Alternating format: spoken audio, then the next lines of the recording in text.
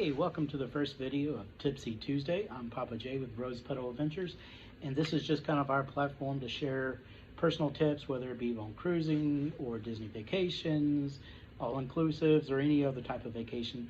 We want to be able to share our tips, things that we've learned over the years, doing adventures and doing different things. Tip number one, this is going to be kind of around cruising.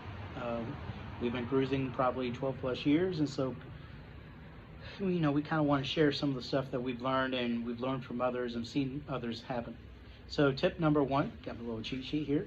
Tip number one, never fly in on the day you sail. That is like literally very important. I've seen and heard of many people, they fly in the day of and their plane gets delayed, or a lot of times right now is airplanes are overselling. If you don't have a guaranteed seat, they're going to basically say, oh, you can't fly, you have to catch the next flight, and sometimes that next flight may miss the ship because the ship's not going to wait. So you know what, fly in the day before and get a night in the hotel. That way if your plane is delayed, you at least got a day to get there. So definitely get a hotel. And if you're flying internationally, maybe get there 3 days before, because different connecting flights, you want to make sure there's no problem.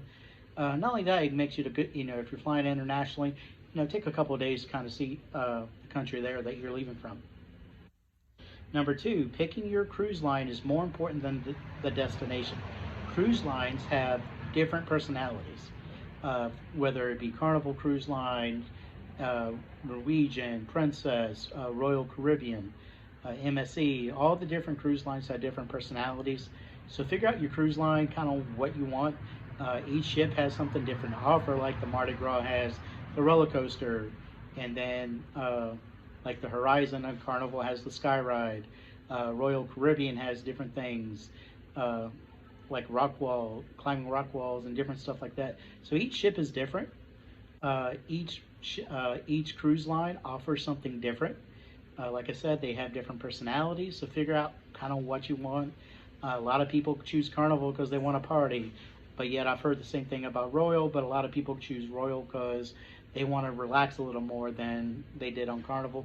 So it's really your personality type, what you want from each cruise. It really kind of depends, and and everybody you talk to has a different opinion. Number three, book an excursion through the ship. Now there's a lot of people that will book an excursion through a third-party person, and they're very successful. We've done it before.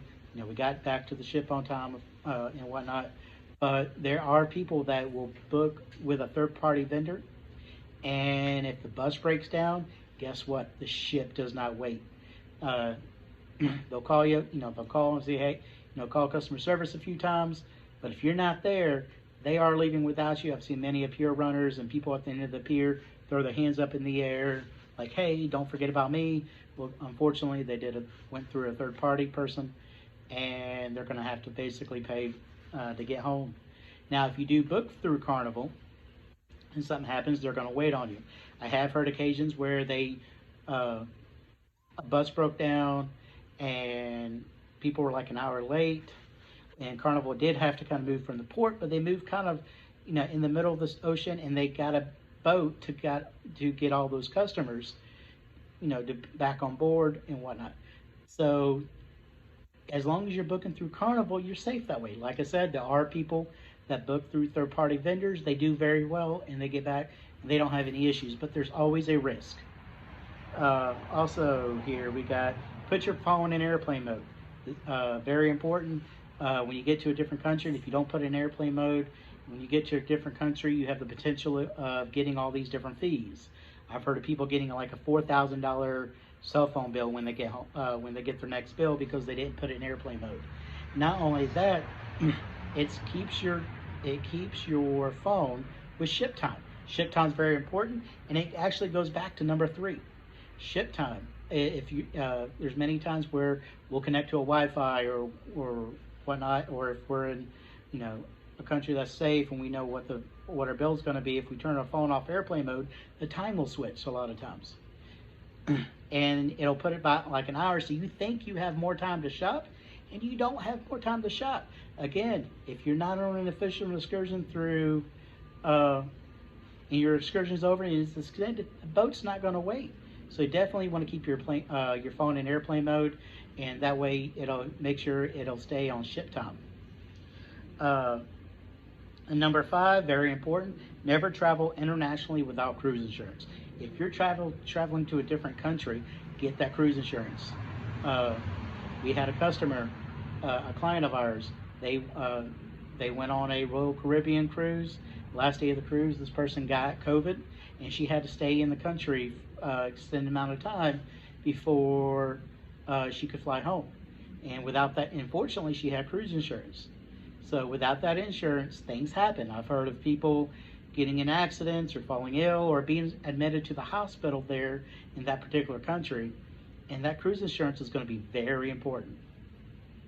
All right, that's the tips we have now. We'll hopefully have some other episodes where we do some reviews for you of different things, whether it be Disney, Carnival, Royal, different cruise lines, or even some of the other adventures that we do, like winery visits and different things, review videos, as well as, maybe some other fun things we can think of. So until next time, cheers and have a happy adventure.